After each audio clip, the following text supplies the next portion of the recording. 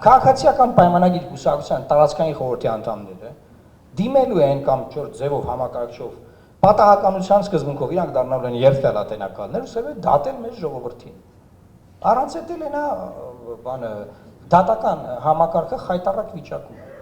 Այսինքն մարդ, որը որ դատական համակարգի ամենաբարձրագույն պաշտոնատար անձին WhatsApp-ով գրելով հեռացրել է աշխատանքից։ Այդ մարդն ասում է ժողովուրդը ալերգիա ունի մեր դատական համակարգից, շատ վատաբան։ Այո, դատական համակարգը շատ վատ վիճակում է եւ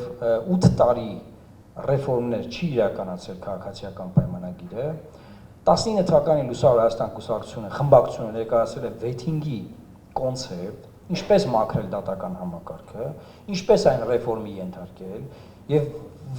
որի արդյունքում ժողովրդի իրավունքները պաշտպանված կլինեին, մարդիկ չէին դեգերի ամիսներով, տարիներով դատարանների դռներին, որ արդարադատություն փնտրեն, ավելին վճիրները ձեռքներին չէին տարիներով բանանի, գնա ԴՀԿ գա, որ այդ վճիրը կատարածվեր։ Վերջին հաշվով ուշացած արդարադատությունը արդարադատություն չի։ Այսինքն այս ոլորտում քիչ չի ոչ մի բան չեն արել։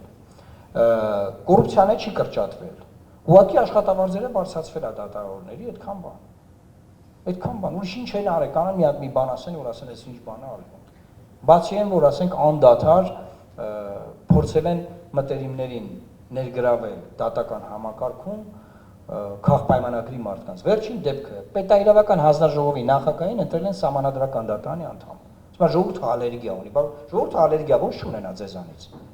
Ժողովուրդը ալերգիա ունի ձեզանից, բայց տենց է կարել։ Մարդ, որ անդադար տապալել է խորհրդանում բոլոր ռեֆորմները դատական համակարգի, այսօր ընտրվել է սահմանադրական դատարանի անդամ։ Սերժ Սարգսյանի ժամանակ էլ ծվարած էր սահմանադրական դատարանում մեղվապահ էր աշխատում, մեղուներն ինքն էր պահում ՍԴ-ի։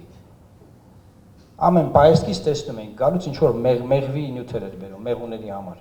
Ես մեղվապահությունը շատ լավ եմ վերաբերվում, բայց որ սահմանադրական դատարանում խորհրդականը մեղվապահությամբ զբաղվում, ՍԴ-ում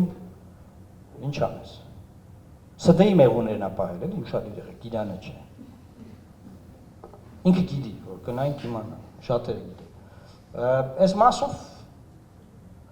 ես կարծում եմ, որ հունիսի 7 հնարավորություն է, որ մենք մեր սահմանադրությունը չփոխենք Ալիևի պահանջով, այլ փոխենք այն հայտնի այն կոստյումը, որ ես ամբիոնից հանեցուց էի տալիս, այդ կոստյումը փոխենք։ Բաժանորդագրվեք Արմատ մեդիայի ալիքներին YouTube-ում, Facebook-ում, Instagram-ում և Telegram-ում։